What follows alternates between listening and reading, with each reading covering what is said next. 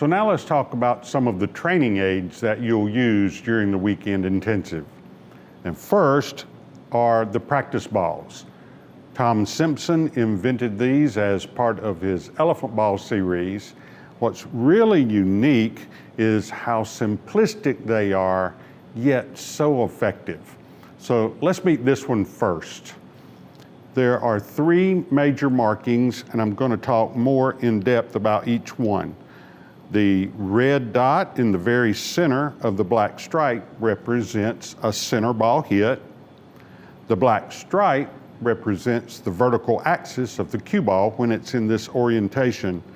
The red circle represents the miscue line. Again, the red dot in the center of the practice ball represents center cue ball. The black stripe represents the vertical axis. As you can see, the black stripe is the same width as your cue shaft if you have an average size shaft. That's important because this helps our vision center quickly learn how to see center ball. Here you can see I have hit the black line with an average size Q-tip. The blue dot that my chalk mark leaves on the black line is approximately the same size as the red dot on the ball.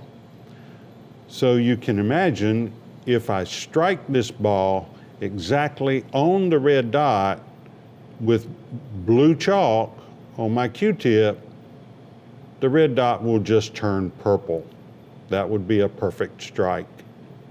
One side, the red stripe comes over the black line, and on the other end, the red stripe goes under the black line. It's simply so you can know which way the ball's oriented when you set it up to strike it.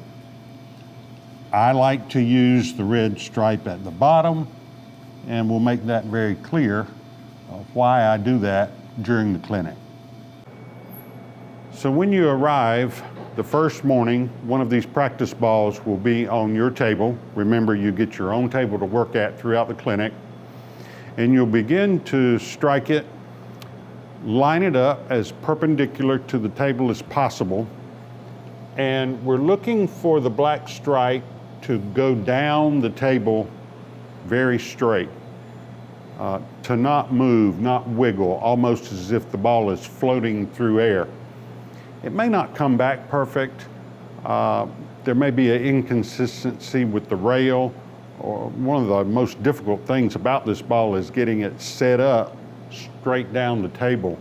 If you can get it to go down perfect, that's what we're looking for. Now I'm going to show you what it looks like if we hit off center, left or right. I'm going to hit this ball off center to this side just a little bit so we can see what that chalk mark looks like and what the cue ball does. It was pretty easy to see. I hit it on the right. It came back to this side of my shot, and I want to show you how far off to the right I was. Notice how close my chalk mark is to dead center. Just that far made the ball spin and come back offline.